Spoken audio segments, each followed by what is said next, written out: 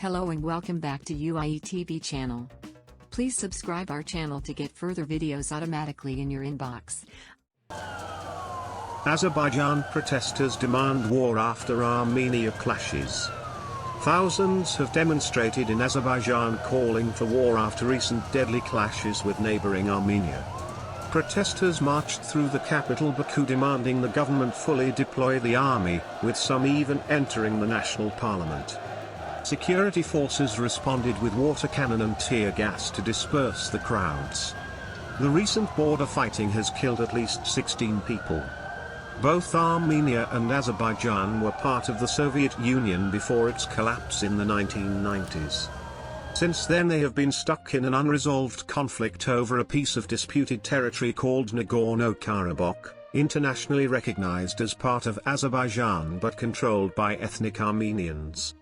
The latest deadly flare-up in fighting, far to the north of Nagorno-Karabakh, has prompted an international response. Russia and the US have called for calm, while on Tuesday Turkey's President Recep Tayyip Erdogan said his country would not hesitate to defend Azerbaijan. Thousands gathered in Baku's Azadlik Square on Tuesday night waving the national flag and calling for the government to mobilize troops and retake Nagorno-Karabakh. Demonstrators yelled "Karabakh is Azerbaijan!" and mobilization. As they marched through the city toward the National Assembly, some called for the head of the armed forces to resign. A small group of protesters entered the building, reportedly smashing windows and chandeliers inside before they were removed by security forces. Police used water cannon and tear gas to disperse the crowds outside. This was the largest public gathering in the country for years, with some media reports estimating up to 30,000 people taking part. Officials condemned the protesters' actions. On Wednesday, the Interior Ministry said 7 people had been arrested for mass riots and resistance or use of force against a government official, and a full investigation is underway. 7 officers were injured, a statement said. Mass gatherings are currently banned in Azerbaijan in a bid to control the spread of the coronavirus amid the ongoing pandemic. Fighting broke out over the weekend involving tanks and artillery. On Wednesday, however, defense officials from both countries said there had been no fresh fighting overnight.